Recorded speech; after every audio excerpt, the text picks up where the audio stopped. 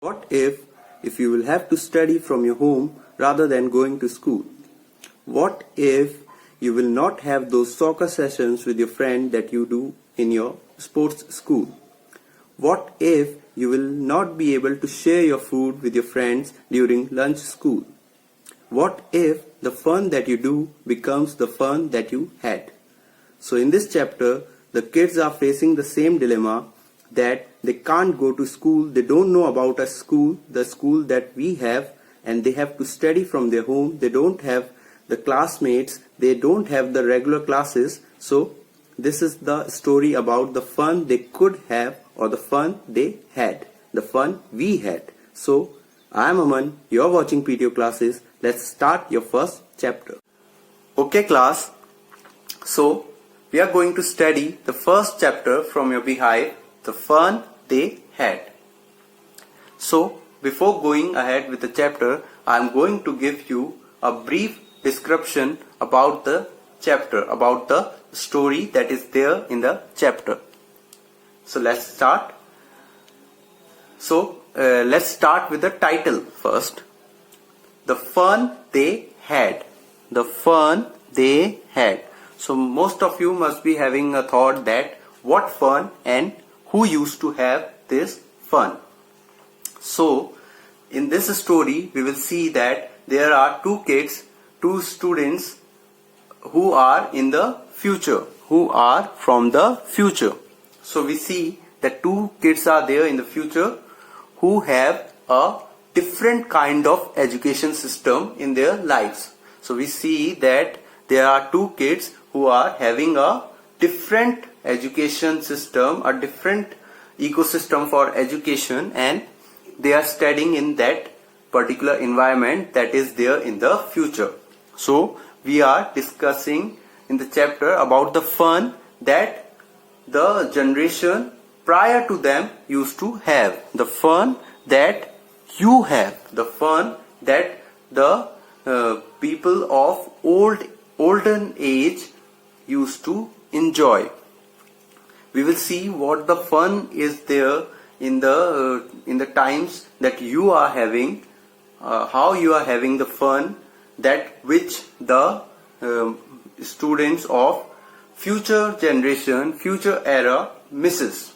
So we will see that the fun that we have is not there in the lives of the future generations. So we will see what that fun is and how it is different from our lives, how the future is different in the perspective of education. So let's start the chapter. I will explain the chapter. I will read the paragraphs, and on the go I will explain you the chapter. I will explain the paragraph. I will read and explain you the chapter. So let's start. So let's start the reading. Margie even wrote about it that night in her diary. On the page headed 17 May 2157, she wrote, "Today Tommy found a real book." So we see that there is one character in our story, Margie, who is writing her diary, and on the date that she is writing is 17 May 2157. So we get to know that it is a century ahead from our century, from our time, and she is writing that today Tommy found a real book. So there is one more character in the story that we see yet, that Tommy and Margie are two persons involved in the story, two characters involved in the story, and Margie is writing the diary, and she is writing on the day 17 May 2157 that today Tommy found a real book. It was a very old book. Margie's grandfather once said that when he was a little boy, his grandfather told him that there was a time when all stories were printed on paper. So Margie's grandfather used to tell her the story that how his grandfather used to tell him that there was a time when all stories were printed on paper. They were books. They turned the pages, which were yellow and crinkly, and it was awfully funny to read words that stood still instead of moving the way they were supposed to on a screen. So we see a word crinkly. They turn the pages which were yellow and crinkly. Crinkly means with many folds or lines. So Margie and Tommy turned the pages of the book, and the pages were were yellowish. They were old, so they had become yellow, and they were very crinkly. So they were having the lines in the pages. It was having many folds and lines in the pages, and it was awfully funny. It was strange in a very different sense, that very pathetic sense, that it was very funny to read words that stood still instead of moving the way they were supposed to on a screen. So they were surprised to see that the words printed on the paper were not moving, and the kids were surprised that how the words are not moving. And then when they turned back to the page before, it had the same words on it that it had when they read it the first time. So they were surprised that when they turned the page backwards, what happened? The words were still there. They were not supposed to be there. The kids were surprised that how the words are not moved from there. "Gee," said Tommy, "what a waste. When you're through with the book, you just throw it away." So Tommy said, "Gee." Gee is an expression to show your surprise or show your excitement. That, "Gee," said Tommy, "what a waste. When you are through with the book, you just throw it away." So Tommy told Margie that when you will be done with the book, just throw it away. "I guess our television screen must have had 1,000,000 books on it, and it's good for plenty more. I wouldn't throw it away." "Same with mine," said Margie. She was 11 and hadn't seen many telebooks as Tommy had. He was 13. So they are discussing about the set of books they have. They have the telebooks. We see that what are telebooks. We will see in the chapter. Telebooks are a kind of book that are on screen, that are technical books. "Same with mine," said Margie. She was 11 and hadn't seen many telebooks. So Margie was younger than Tommy. Tommy was 13 and Margie was 11. Telebooks, the books which are displayed on television screen. She said, "Where did you find it?" "In my house." He pointed without looking. So Tommy replied to Margie when she asked that, "Where did you find the book?" He said that I found it in my house. He pointed without looking. He was busy reading. He said, "In the attic." So attic is a space just below the roof as a storeroom. So it is the place just underneath the roof. Margie was scornful. "What school? What is there to write about school? I hate school." So Margie asked Tommy that what the book is about, and Tommy replied that it is about school. So Margie said she was scornful. She was showing her contempt, her anger about the book, that she is not interested in it. "What's there to write about school? I hate school." Margie always hated school, but now she hated it more than ever. The mechanical teacher had been giving her test after test in geography, and she had been doing worse and worse until her mother had shaken her head sorrowfully and sent for the county inspector. So here we see that Margie is a girl who doesn't like school. She is hating her school more than ever because the mechanical teacher, the teacher that she has in her school, is teaching her. He's taking her test in geography repeatedly, and she is doing worse and worse, and her mother became very sad by seeing this state of Margie, and she sent for the county inspector. So we see what is a county inspector. So He was a round little man with a red face and a whole box of tools with dials and wires. So County Inspector was a round little man with a red face and whole box of tools with dials and wires. He smiled at Margie and gave her an apple. So he used to smile while seeing the face of Margie, and he used to give her apple. Then took the teacher apart. Margie had hoped he wouldn't know how to put it together again. So he took the teacher, the county inspector. He was a repairman for the mechanical teacher, and he took the teacher. And Margie said that Margie feels that he wouldn't be knowing how to fix the teacher again. But he knew how all right, and after an hour or so, there it was again. So the county inspector instead was successful in repairing the mechanical teacher, and there it was again. So after an hour or so, he was back with the mechanical teacher. Large and black and ugly with a big screen. Here we see what is mechanical teacher like.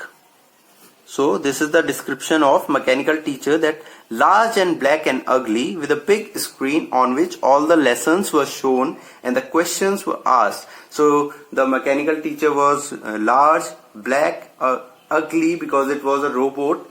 It was not like a normal teacher, and it had a big screen on it in which the lessons were shown and the questions were asked.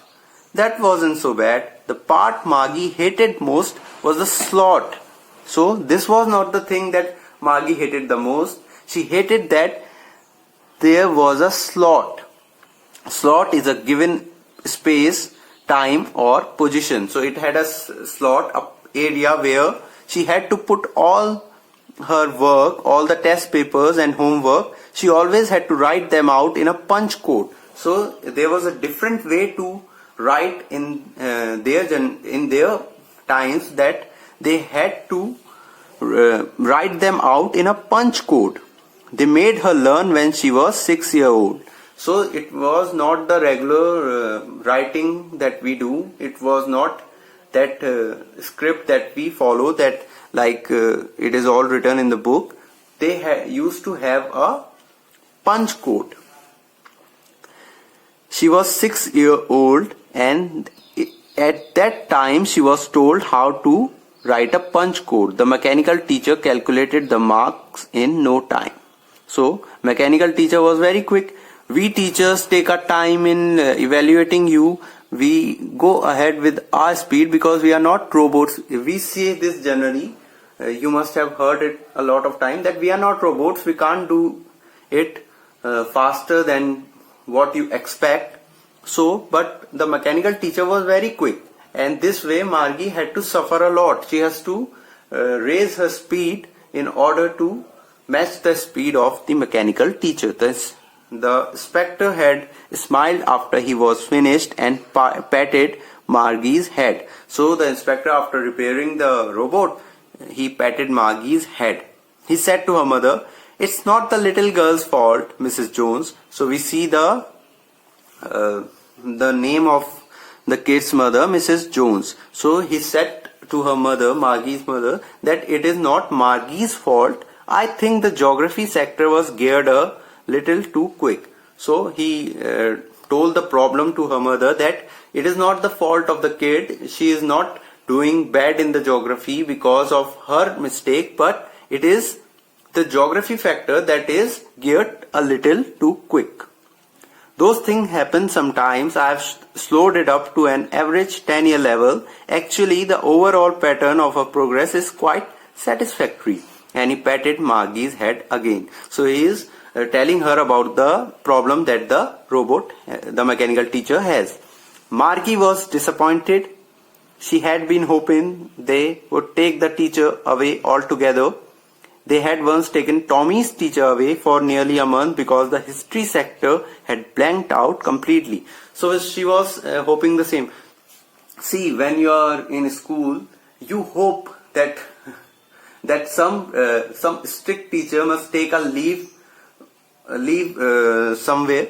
So you hope that next day we have this test or we have to submit this work, so the teacher don't come to school the next day. Same way Margie was hoping that the teacher could be taken away by the by the county inspector, and she will not have the regular classes for some time. And she had one example in front of her, that when Tommy's history teacher was having a issue, he didn't had that the history lesson for about a month. So she said to Tommy, why would anyone write about a school? She was very scornful, that why will someone write about a school? What is there in the school to write? Why we have to read about the school? So Tommy looked at her with her very superior eyes. So he looked with her with a superior glare, that he knows about some things that Margie don't. So he said, because it is not our kind of school, stupid. This is the old kind of school that they had hundreds and hundreds of years ago. So Tommy told Margie that it is not our kind of school, stupid. It is the school that they used to have hundreds and hundreds year ago. The school that you are coming to. And pronouncing the word carefully, he added, loftily pronouncing the word carefully, centuries ago. Loftily means in a superior way. So he said with a superior tone that centuries ago. He was showing that he is the elder one and he knows the things that Margie probably don't know. Margie was hurt. Well, I don't know what the kind of school they had all that time ago. She read the book over his shoulder for a while, then said, anyway, they had a teacher. So Margie was now reading the book, and she said that I don't know what kind of school they had all time ago. And she was hurt that the brother was showing his superiority to her, and he know the things that she doesn't. And she was reading, and she said that I don't care what kind of school they used to go. Anyway, they had a teacher. So she is saying that what happens if they have a different school? They also have the teacher. So she is thinking maybe the teacher is there who is like their teacher, the mechanical teacher. Sure, they had a teacher, but it wasn't a regular teacher. It was a man. So Tommy said that sure, they had a teacher, but it was not like our teacher. It was not a mechanical teacher. It was a man. A man. How could a man be a teacher? Margie was surprised that how can a man be teaching to the kids? Well, he just told the boys and girls things and gave them homework and asked them questions. So very easily Tommy said that, oh, he is just a man who teach the kids and he gives the homework and asks the questions. A man isn't smart enough. So Margie said that a man is not smart enough. Sure he is. My father knows as much as my teacher. He knows almost as much. I betcha.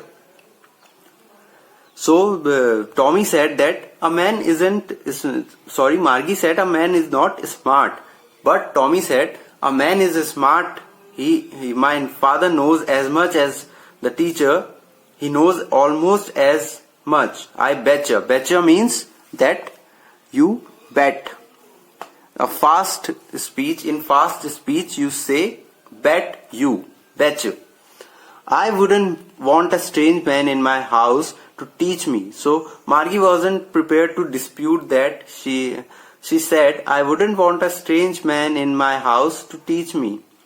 She was saying the stranger, a particular person, I don't want him to come to my house and teach me. So you see that how they were studying? They were studying at their own house. Tommy screamed with laughter. You don't know much, Margie. The teachers didn't live in the house. They had a special building and all the kids went there. So we see the difference that Margie is saying that why would I allow someone to come to my house to teach me? So we see that in this paragraph that the kids used to have the studies in their own house, and so the boy Tommy refuted that why would the teacher come to the house they used to go to a particular building and all the kids went there. So Tommy is telling her about the school, that school is a kind of a building where all the kids along with their teacher go. And all the kids learn the same thing. So Margie is asking that all the kids learn the same thing. Sure, if they were the same age. So Tommy is saying that if they are of same age, they study the same thing. But my mother says a teacher has to be adjusted to fit the mind of each boy and girl it teaches, and that each kid has to be taught differently.